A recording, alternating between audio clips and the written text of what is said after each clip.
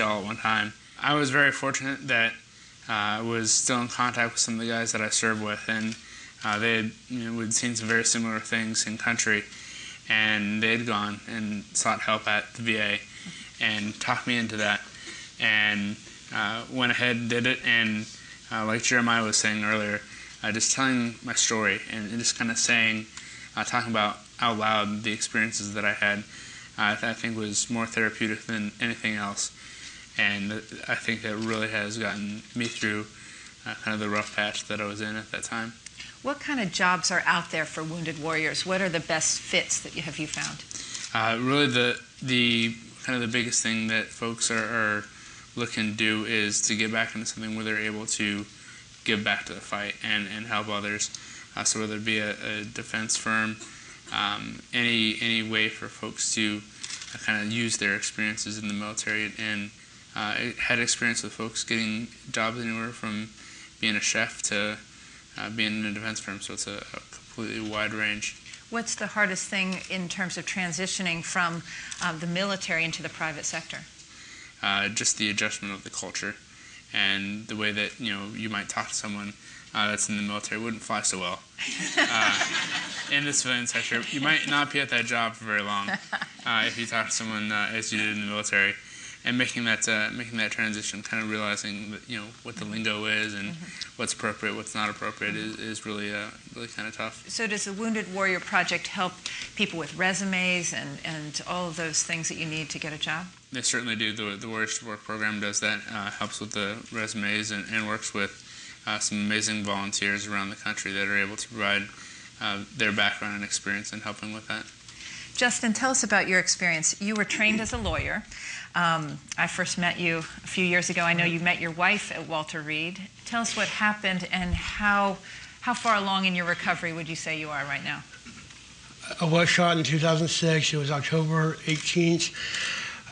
So I just had 5 years since then. I'd say I'm almost all the way through my physical recovery, probably. I've had who knows how many surgeries. I've taken bones from my leg to reconstruct my upper and lower jaw. I was shot behind my left ear. Somehow the sniper was obviously very capable because he almost shot the reporter in front of me and also shot the Marine behind me. My dad said, see, even in Iraq, they know who the lawyers are.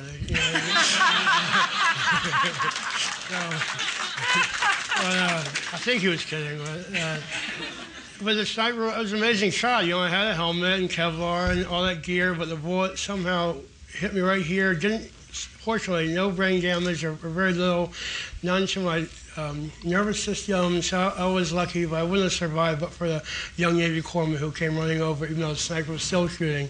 He's a real hero. He performed an emergency tracheotomy on me, rescue breathing, even though I must have looked, terrible, and wrapped my head with gauze, and a Lance Corporal drove me to the aid station at 70 miles per hour, which we did not do over there because of all the IEDs in the road. So I've been so fortunate in my recovery from a couple of people who I frankly did not know very well, but put their life on the line to save me. And then with the amount of support and love and care I've received from Dahlia and my family since then has turned my life around completely. What advice do you have to wounded warriors who think they're never going to get out of that hospital bed? What are they going to do next? Yeah, it does take a long time. I'm at a job now where I'm back in the fight. I'm serving our country. I'm really happy doing it. It's taken a long time to get here, and I wasn't even sure I wanted to be here in the first place. But that happened from other Marines taking care of me along the way. And so I would stress to other wounded warriors, get out there and get a job and get working. Find something you want to do. Don't settle, but find something you want to do, because once you're a productive member of society again, things fall in place. Your mental health gets better, which is the big part of the recovery, and things will pick up. Your home life will be better. You're back to where you used to be, which is where we're all trying to get to. And so striving for a good job, relying on others. It's not bad to ask for help. Like Ron's talking about the Wounded Warrior Project, that's a great program. There's others out there. There's government programs, private sector programs. Take advantage of them. Go for it, and you'll get a good job, and it's going to really increase your quality of life. Eric, I understand you suffered from a traumatic brain injury, which is becoming the signature wound of this war, but you're now working at Hewlett-Packard. Tell us about that transition. It was an interesting transition. I suffered from the TBI, medically evacuated from theater, and I mean, we're called walking wounded, or hidden injuries. So you get a lot of stress from, why can't I still be there? What's going on? Because it's not always comprehensive to you after the injury occurs. As far as I was concerned, I was completely fine. I didn't have any issues. My family saw tremendous issues. My command saw tremendous issues after the TBI.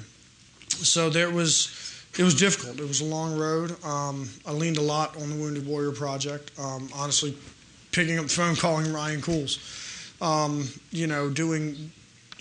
to get back into, hey, I got a family I need to support. I can still do my job. I can still do these things. And not understanding that I had gaps in my ability to work. I had, things that, for me, I didn't necessarily understand. How did you get over the TBI? And Hewlett-Packard is helping a lot of wounded warriors. Tell us about that.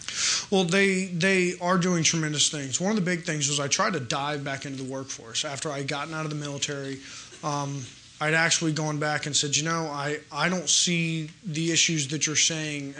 The clinics that you go to for TBI are called polytrauma. The polytrauma folks were saying, oh, well, you're missing these appointments and you're not really staying on your regiment. What's going on? I said, no, nothing's going on. I'm just fine. And it was back into the Hewlett-Packard thing. I'd started to go back into work and try and find jobs and things like this. And I'd found a job and I'd been let go because I was forgetting simple things. I was forgetting simple tasks. So I went to the Warriors to Work program, as a matter of fact. And I said, hey, guys, I lost my last job. This is what's going on. This is the case. And they said, well, how's your treatment going first and foremost? Where are you at with your treatment? And I said, really, I don't know how to answer that question. Physically, I guess generally I'm okay. But I don't really know where I'm at. So they got engaged, and they got me re-engaged with my doctors, and they gave me things and tools that would help me to remember appointments. They helped me with my resume. They helped me with my job search. They got me in with the point of contacts I needed to get back into my field of work, which was communications. So I found the job at Hewlett-Packard. Hewlett-Packard actually sought out Wounded Warrior Project and Warriors to Work. And I competed against 4 other people who were not injured, who didn't have brain injuries, who didn't have all these other struggles. I got the job. And I went back to my boss about 6 months after I started working there, and I said, hey, I really appreciate the opportunity. And he told me flat out, he goes, I didn't hire you just because you were a wounded warrior. I hired you because you were the most qualified of the job, and I knew that you were the most qualified for the job. He goes, now, did I have to work with you a little bit more? Did I have to allow you time for VA appointments? Did I have to allow you time for these things? Absolutely. But it was worth it 110%. I mean, one of the things that a lot of companies fail to understand is that hiring a veteran is one of the best decisions you can make. I mean, the people that understand the dedication, I mean, when people like Ryan get out of hospital bed and Justin get out of hospital bed and go, I'm ready to be back in the fight now. You don't find that in the civilian workforce typically. But in the transition into the civilian workforce, Hewlett-Packard's been understanding when I've maybe not minded my tongue when I probably should have. I mean, they've really gone the extra mile to say, we understand where you're coming from. I mean, military work on a chain of command basis. Hewlett-Packard's very similar in that. My boss, retired Marine. His boss, retired Army. His boss, retired Air Force. I mean, so there's a lot of veterans within that organization. Now, do they come out and tell you that? No. Did it make a difference? Maybe. But at the end of the day, it's a company that really supports us and understands that, we may not be perfect trying to walk back into the workforce. We don't necessarily always understand how things work in the civilian workforce. But they're willing to work with us on it. They're willing to understand that, and they're willing to help us move forward and better ourselves. That sounds like an amazing employer. Sergeant Major McPherson, tell us about the Program Executive Office PEO Soldier. It's a Program Executive Office Soldier. It's the organization, it's an acquisition agency, actually. And the agency is responsible for everything our soldiers wear, carries, or uses in combat. We develop gear, we acquire it, we field it, and we sustain the gear. Now that gives me the opportunity to stay on the battlefield, to stay close with soldiers. I'm not an acquisition professional, nor do they want me to be. Okay? I'm not. I'm a war fighter. And what I do is that I inform the acquisition process. Is the gear that our soldiers are wearing, is it appropriate? Does it fit well? Does it give us the proper protection? This agency that I work for, we focus on enhancing the soldiers' combat effectiveness by what? Of course, increasing their lethality. We give them the ability to fight in any environment, but mostly we got about $1 billion that we spend on soldier protection and soldier survivability. I go in the theater to check on the gear, to talk to the leaders. Is this thing working? Frequent visit to Walter Reed, to Bethesda, to BAMC. Is it working? Now, I'll tell you, if you want to find out whether a piece of equipment is working and doing what it's supposed to be doing, you ask a wounded warrior. Okay? And you're going to hear some expletives, but that's soldier talk, and I can understand that. Okay? And that's what I want. I want the ground truth. And here just recently, as we shifted the emphasis to OEF, Operation Enduring Freedom, we have had an insurmountable number of bilateral amputees based on the threats that our soldiers are facing. And my question is, what are we going to do about it? The most recent initiative that we're fielding, called the pelvic protection solution, is to protect those vital organs. And the other piece, we're doing pieces on maxillofacial protection based on the blasts over there. You mentioned the sniper. We got the individual gunshot detection system that we are putting in there so soldiers, when fired at, know the direction of fire, and tell you exactly the number of meters it's away. But more than that, PEO soldier, we're committed to going to the Wounded Warrior Battalion, Walter Reed, and finding those warriors, regardless of the injury. Those are the warriors that McPherson's looking for to bring back into acquisition to help me inform the material developers. I travel all over the world with the equipment, and I have the Wounded Warriors with me. Who better can speak of equipment with credibility than a Wounded Warrior? Who can better tell our guys whether something is working or not than a Wounded Warrior? But we also use that as a part of the healing and transition process. A lot of Wounded Warriors want to, but can't. Those that can, we have a program where, again, we bring them in and we ensure that they're gainfully employed, of course. And we had a bridge. I've got 2 Wounded Warriors. It's literally, one was hired by a PEO soldier just recently, and another that's working toward being hired. We do not have a formal internship program, but we do have a program to bring in the Wounded Warriors and try to help them during their transition. That's terrific. Thank you. Thank you for sharing.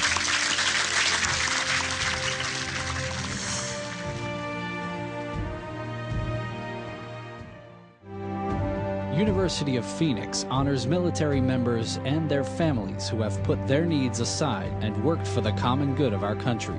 We would like to take this opportunity to thank you for your service to our country.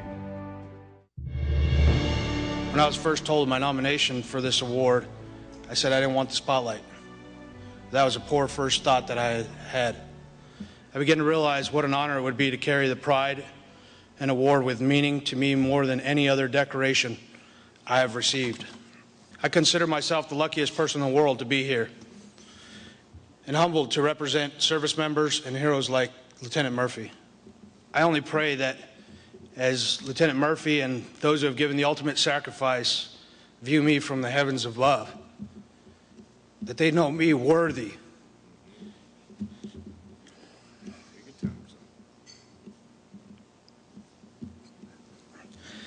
Give me a second. It's a lot easier with the strength of the household here. That they note me worthy in their eyes doing so, and that they welcome me at the gates of heaven as their brother. People ask why and how do our service members continue to go back there. There are so many speculations, because you're obligated, because you're an action junkie, but the truth is, because we love our freedom and the safety of our fellow Americans. As well as witnessing firsthand all the meaningful progress that we are making over there. I have seen the positive impact grow each time, from the schools and roads being built to the support of the local population. We have been there 10 years, and if you think about it, a 5-year-old child in 2001 is now 15 in Afghanistan. And within the next few years, he and she now will be making their own impacts for the prosperity of their own country.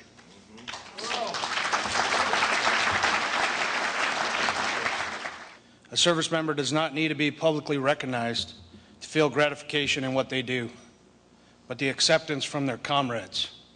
The unexpected thank you carries a tremendous amount of weight in our hearts and drives us to continue the mission no matter how difficult, because every individual service does make a difference.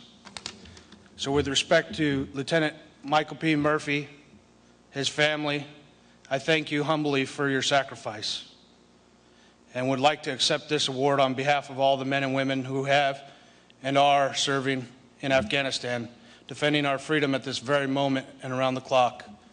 Normally I end my speeches with Rangers lead the way, but I feel it is appropriate to say thank you to Lieutenant Michael Murphy for leading the way. Thank you.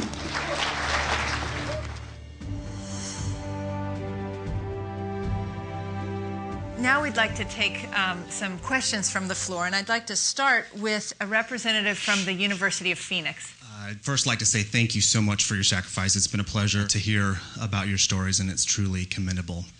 My name is Ryan Harkey.